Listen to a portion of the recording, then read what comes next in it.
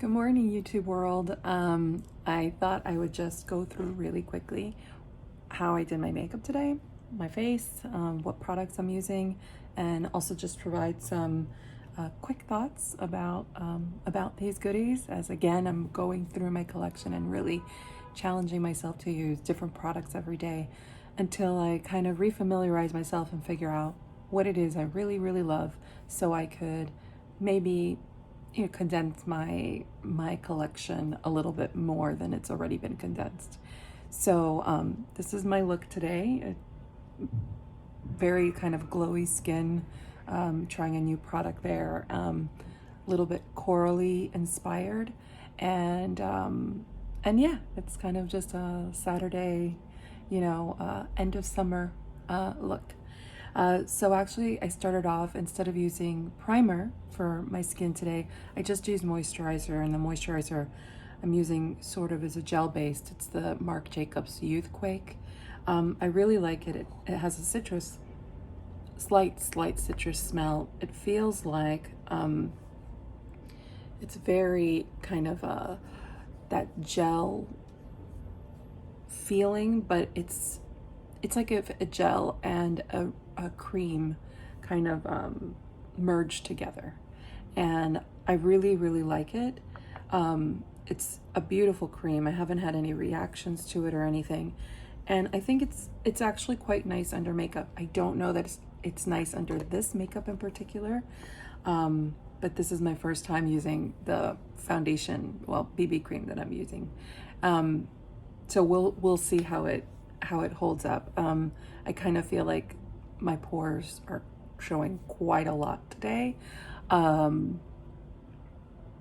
But again, I'm not gonna blame the cream per se, but maybe there is a better base for this next product, which I just purchased from the Ulta sale. I'd always been curious about Jane Iredale's products, and I had heard good things about her base product. So this is the Glow Time, and I have it in color BB4, which again, I'm like a N2 and MAC face and body, and so BB4 I feel like is a really nice match.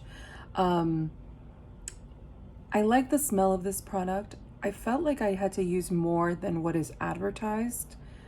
What's advertised is like a tiny pea amount, and you kind of put it anywhere you want and you mix it. It calls itself a full coverage mineral BB cream.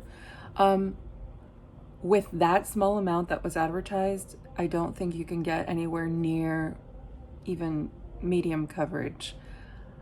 I don't know that I would say this is full coverage. I'm not a full coverage person, so I'm not angry about that, but maybe if you keep layering it, I did have to layer a little bit, and I just started to not like so much the texture. Now, what I will say is there's a lot of glow on my skin, and this product did it. And it's not greasy or oily, so I'm really not sure how it's providing this glow. It's a little strange, but yeah, this is so far I like the match. I like the texture. I like the end result, like as an everyday. Maybe I'll try it like tomorrow with almost like nothing on, and to just kind of see how I like it as a more day-to-day. But we'll see. We'll see what we think. But it was a great price, half off. It's usually $50, which I just think is crazy. You do get 1.7 ounces, but that's a little too high for me to spend on a BB cream. So part of me doesn't want to like it, so I don't have to like repurchase it. But so yes, that's the BB cream on my face. The next product I'm using on my face is a face palette. So this is the only other face palette I have outside of the Smashbox that I used yesterday. This is one of Hourglass's like holiday releases. And this was a holiday release, not last year, but the year before. And it was like my first holiday, or my first Hourglass product. and I fell in love with it. I've been using this, wow, for over, I guess, almost 2 years now, and I think the powders work still beautifully. And so this is the Ambient Lighting Edit Volume 4, and it came in this container.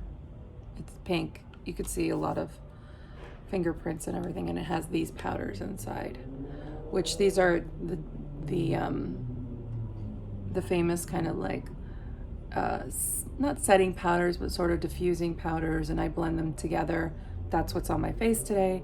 I used a little bit of this highlight on my cheek, which I feel it's a very natural looking highlight.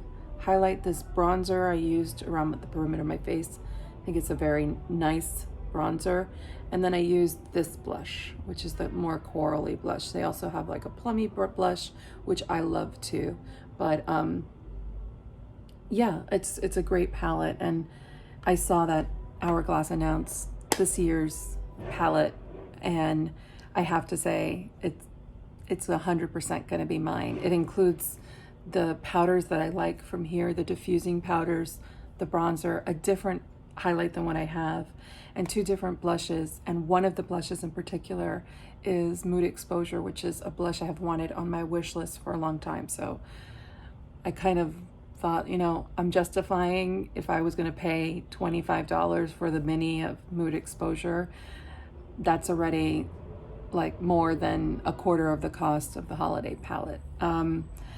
So I think it's a good value for me. So that definitely will be mine. It's a splurge that I actually already pulled the trigger on. So I'm very excited to get that, because I just realized in decluttering a lot of my collection, it's some of my favorite face powders. By all means, just the quality is great. And I just love the smaller size. I don't want to invest in large powders. I've never gone through one, not really, and I just think it's a waste for me, from the way I consume makeup. The next thing I did was I actually used a little bit of concealer underneath my eyes. I used today the Bare Skin Bare Minerals Complete Coverage Serum. I have this in light. It's nice. It's more on the yellowy side. I feel it. You do have to be careful. A little goes a long way, but it has a thinner serum like consistency. So I think it's good if you're, you know, not 25 or not 15. I don't even remember using concealer that way when I was that young, but you know, if you're older and you are looking for good hydrating concealers, or concealers that don't further accentuate lines, I feel like that one's a really good one. And again, one that you can get at probably a really great price. You very rarely have to pay full price for it. So keep an eye out for it. I'm also trying again my the Tarte Lights Camera Lashes. Today I kind of layered it up a little more, made them a tiny bit more dramatic, and I like the effect. Still, they're not crispy at all, which I appreciate, and I'm enjoying this mascara, so happy about that. So this is the Lights Camera Lashes. I'm also trying a new eyeliner from Maybelline called Hyper Easy. This is the eyeliner I use to draw my wing. I am horrible at wing liner. It's also really difficult because the way a lot of wing liners people explain it like to do, it's not really made for eyes where your lid touches, like for us with hooded eyes, where our lids touch the top of our eyes. If I drew a thick line from end to end, I would by 1 hour would have a black line right up above there. So I have to be really careful with my liner. And in fact, I did go a little crazy just because it was my first time using this eyeliner. Normally I would just stick to the outer third. It was very easy to use, I have to say. It's, you just shake it up. It's one of those felt tip liners, but it really is quite easy, and there was a lot of fluid, but it didn't run into the lines, it didn't bleed.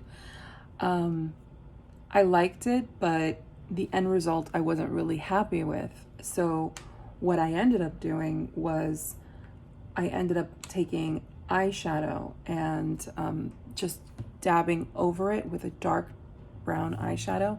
And I actually used the Tiny Marvels palette from Sydney Grace, and I used this color, Spider.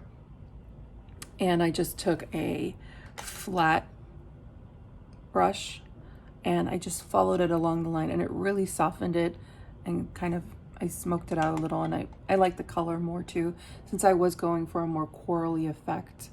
And then for eyeshadow, I actually used the She's Got Solstice palette from Colourpop, which I just think is a beautiful palette.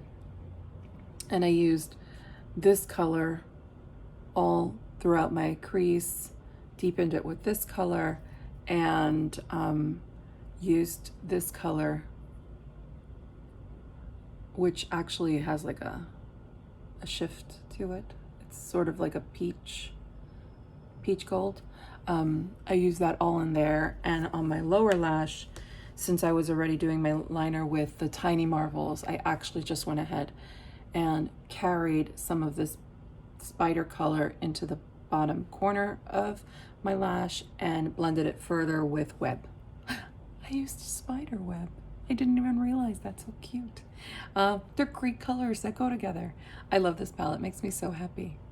Such unusual colors, and I probably could have just used this to create the same exact look as with the Colourpop, but I do enjoy the Colourpop one as well, and I have it. Will I declutter it? I don't know, just because I still like some of the shades in it that I don't feel are duplicated in other places, like this crazy gold, which is like super chunky, but it's that color shock formula, and you can blend it out and it's delicious. And then this kind of like dirty green color, which is so pretty too. So because of that, I don't see myself decluttering it. It's also a great travel palette.